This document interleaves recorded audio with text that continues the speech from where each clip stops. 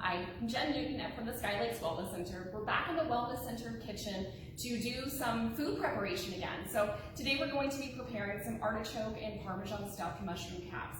So I chose this because this time of year, this tends to be a fairly popular item, one that you can have for any family gatherings that you have going on, or even bring to work to share a potluck with coworkers. Mushrooms are fantastic from a nutrition perspective. They're really low in calories, so about a cup of mushrooms is going to give you only about 20 calories, but in those few calories are packed full of nutrients.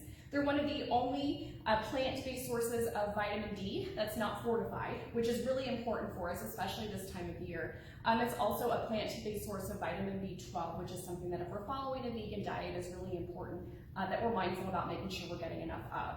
In addition, it's full of other B vitamins, it's full of other antioxidants. It can really boost our immune system, and as we're coming into flu and cold season, it's always a good idea to try to do what we can to keep ourselves healthy.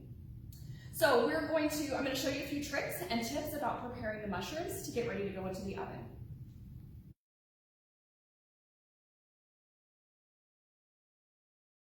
So as we're getting our mushrooms ready to stuff, we need to do a couple things. One, we need to clean them. I think most people will think about cleaning vegetables. We're going to run them under the water and clean them off that way. And we really don't want to do that with mushrooms. They're actually pretty porous, and so they can absorb in a lot of that extra liquid, which will do a couple things. One, it could end up making our final product a little soggier, which when we're doing stuffed mushroom crafts, we don't want a soggy product. But then it can also dilute the flavor of the mushroom as well. So the best way to clean the mushroom is to take a damp paper towel, or damp towel in general, and literally just wipe the outside of the mushroom to get the physical dirt off of it, if you see it. So you'll notice there is some dirt on the mushroom, so we definitely want to make sure that we're just wiping it lightly, but then that's sufficient to clean the mushroom. Now, to get the cap or the stem out of the mushroom, we're literally to help kind of create that cavity that we're going to fill for the stuffing, is we're just going to give the stem a little bit of a tug, and it should come easily loose. And then we have our stem and we have our mushroom cap. So we're going to set our mushroom caps aside into a 9x13 pan.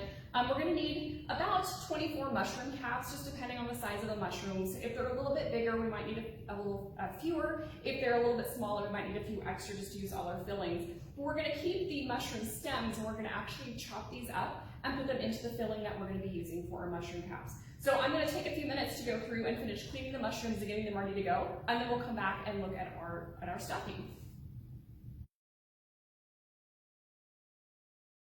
So we have our mushroom caps in our pan ready to go, so just waiting for our filling to put in them. I have the mushroom stems sit here on the cutting board. I'm going to be using a chef's knife to just roughly chop them up. In terms of size, you don't want any big chunks that you're going to be biting into, and you consider the size of the mushroom caps as well, but you don't want anything like really, really tiny. So just think about that, and it doesn't have to be necessarily a uniform size throughout, and we're just going to be using that chef's knife and just be rocking through the mushroom stems that we have, periodically just changing angles of it, and we're just going to be doing this until we get the mushroom stems to the size that we desire. We are going to be doing something similar to the shallot that we have that we're going to be adding to this as well. I do have a couple cloves of garlic that we're going to be doing, but we are going to be using a garlic press for that. Once I get the mushroom stems and the shallots and garlic to the size that I want them, I'm going to transfer them to the skillet that I've added a little bit of olive oil. I'm going to heat that up, and then we're going to saute them just until the liquid disappears. And then at that point, we're going to transfer it to a bowl, and we're going to be adding the rest of our ingredients. So I'll finish up with this, and then we'll come back when we're ready to start adding everything into our bowl.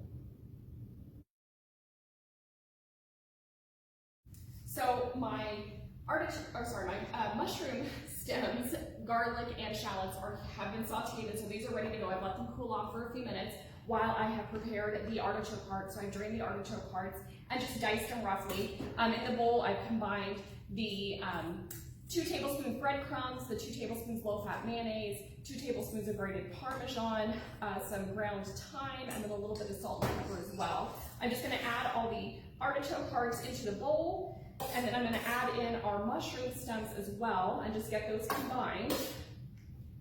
And then we are going to just mix it. And then we are going to start stuffing our mushrooms. So